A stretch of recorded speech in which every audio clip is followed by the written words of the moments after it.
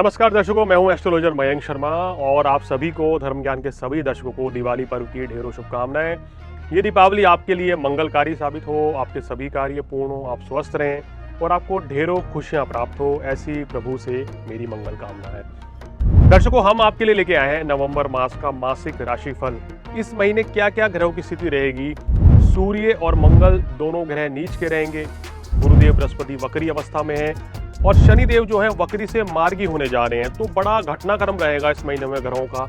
15 नवंबर से शनिदेव भी मार्गी हो जाएंगे और माह की शुरुआत में सूर्य चंद्रमा की युति रहेगी और बुध और शुक्र की युति वृश्चिक राशि में रहेगी, यानी कि लक्ष्मी नारायण राजयोग का निर्माण भी होगा।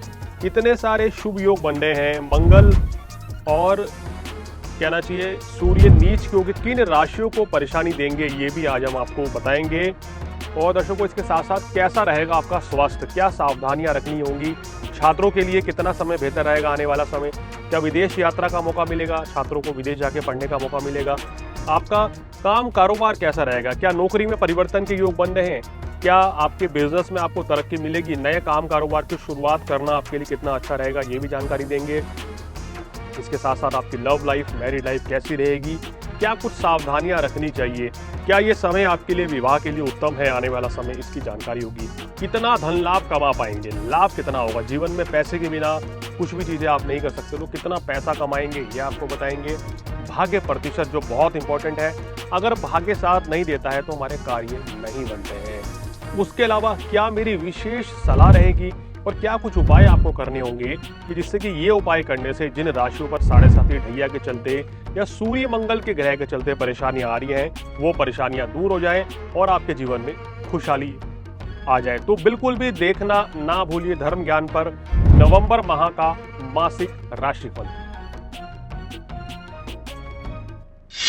नमस्कार, धर्म ज्ञान के दर्शकों का स्वागत है। कविता राणा और मेरे साथ मौजूद है आचार्य मयंक शर्मा जी। मयंक जी, स्वागत है आपका। धन्यवाद कविता जी। धर्म ज्ञान के सभी दर्शकों को सादर नमस्कार। एक बार फिर एक लेकर हाजिर है कि आपकी बार का जो नवंबर महीना है आप लोगों के लिए कैसा रहेगा, क्या कहता है आपका मासिक राशिफल 2024, और जो कि फॉर्मेट थोड़ा डिफरेंट है लेकिन उम्मीद है कि आपको पसंद ज़रूर आएगा। आपको बोर्ड के ज़रिए बताएंगे कि किस प्रकार से आपका जो आने वाला जो ये एक महीना है कैसा रहेगा, कैसा बीतेगा, क्योंकि दिवाली से ही नवंबर की शुरुआत हो रही है। सबसे बड़ी बात कि शुरुआत में ही सूर्य और जो सेनापति मंगल है दोनों ही नीच के हो जाएंगे, तो इससे परेशानियाँ कितनी बढ़ने वाली है लेकिन खुशियाँ कितनी आएंगी, आपकी health, wealth, personal, professional life, overall सब कुछ कैसा रहने वाला है, हमेशा की तरह इस वीडियो में भी जानेंगे।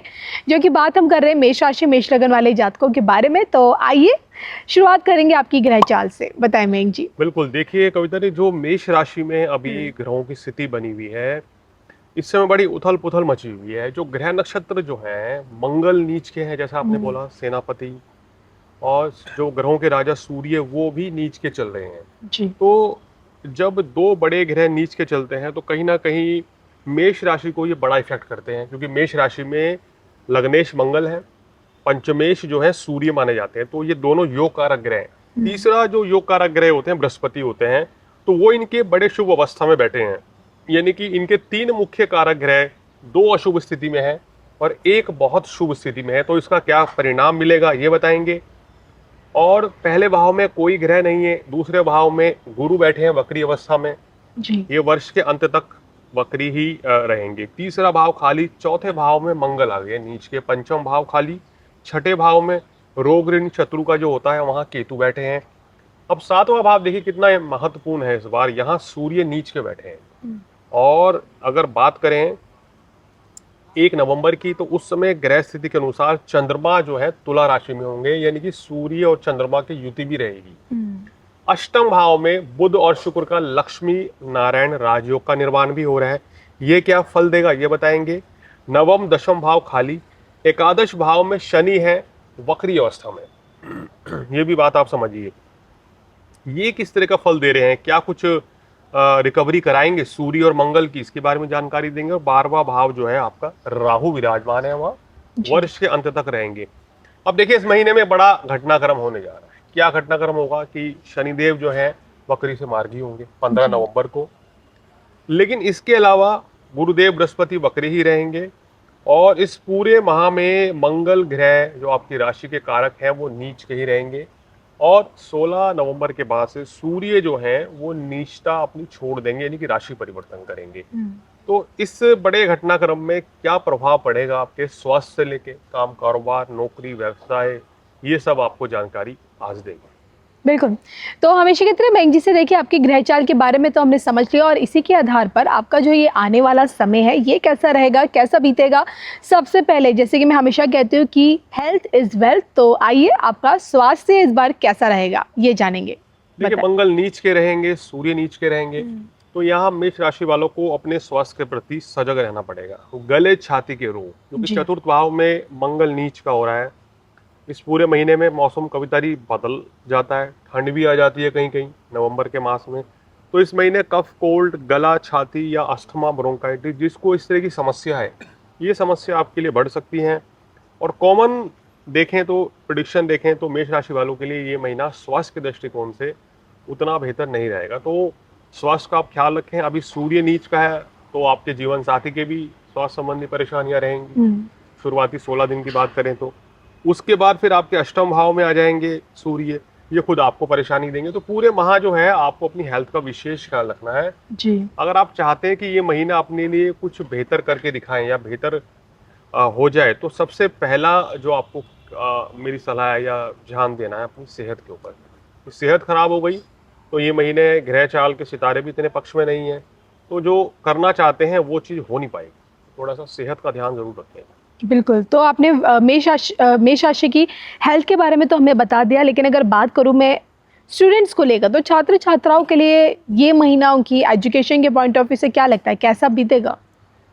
देखिए इस समय आपको पढ़ाई में ज़्यादा ध्यान लगाना पड़ेगा, मन भटकेगा पढ़ाई से, और कहीं ना कहीं पढ़ने बैठेंगे ध्यान खेल में लगेगा, फिल्म में लगेगा।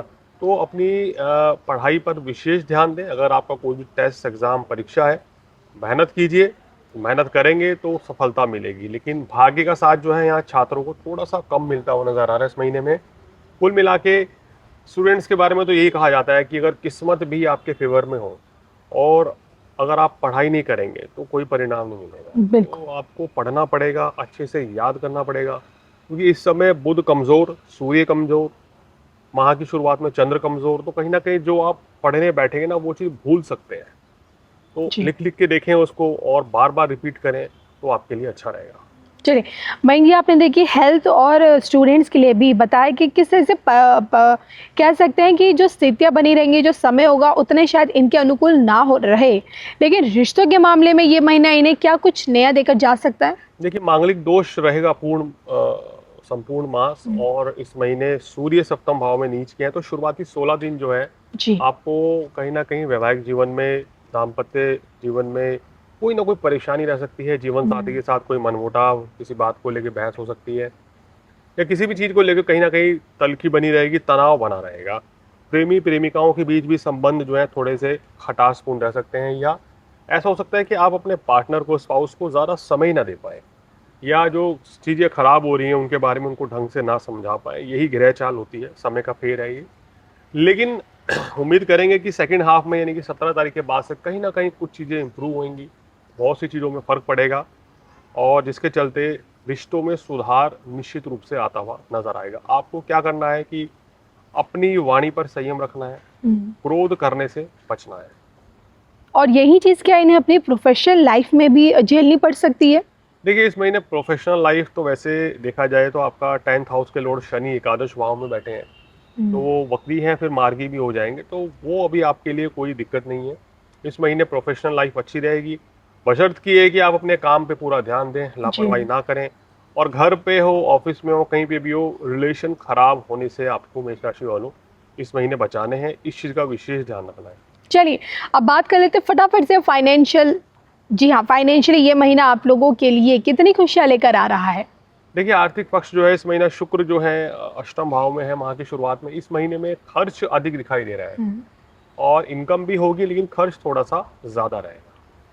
चलिए ओवरऑल मयंक जी, भाग्य प्रतिशत अब की बार इनका क्या कहता है? देखिए भाग्य प्रतिशत जो है, भाग्येश बहुत अच्छी स्थिति में है, लेकिन मंगल सूर्य कमजोर होने के चलते 70 से 75% लाभ फिर भी आप इस महीने ले लेंगे, क्योंकि शनि और गुरु जो है वो आपके पक्ष में है। और इसी के साथ आपकी एक छोटी सी सलाह और उपाय। सलाह के तौर पे हनुमान जैसे उपाय के तौर पे हनुमान चालीसा का पाठ करें संपूर्ण मास में, हल्दी या केसर का टीका लगाएं, जी। सूर्य देव को जल चढ़ाएं, थोड़ा सा हल्दी डाल दें उसमें तो विशेष लाभ मिलेगा।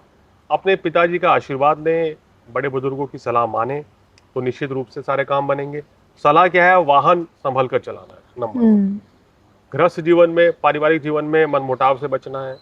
दफ्तर में कोई लापरवाही नहीं करनी है। जी। कोई बड़ी इन्वेस्टमेंट इस महीने नहीं करनी है, पैसा मत लगाइए, नए काम की शुरुआत मत कीजिए, ये मेरी सलाह है। और अंतिम और 5वीं सलाह क्या है कि घमंड से बचना होगा, अति उत्साह से बचना होगा। मेष राशि वालों को हम कितनी बार ये बात समझाते हैं कि आपका जो एरोगेंस है या आपका कभी कभी गुस्सा है या ईगो प्रॉब्लम है, वो आपके रिश्ते खराब करती है, वो आपको प्रोफेशनली वीक करती है। आप टैलेंटेड हैं, बहुत हिम्मत वाले होते हैं मेष राशि वाले, सब कुछ कर सकते हैं, लेकिन अगर ये 2-3 चीज़ छोड़ दें तो फिर आपको कोई हरा नहीं सकता। तो इस चीज़ पे विशेष ध्यान रखें तो आपके लिए ये माह बहुत ही अच्छा सुंदर बीतेगा।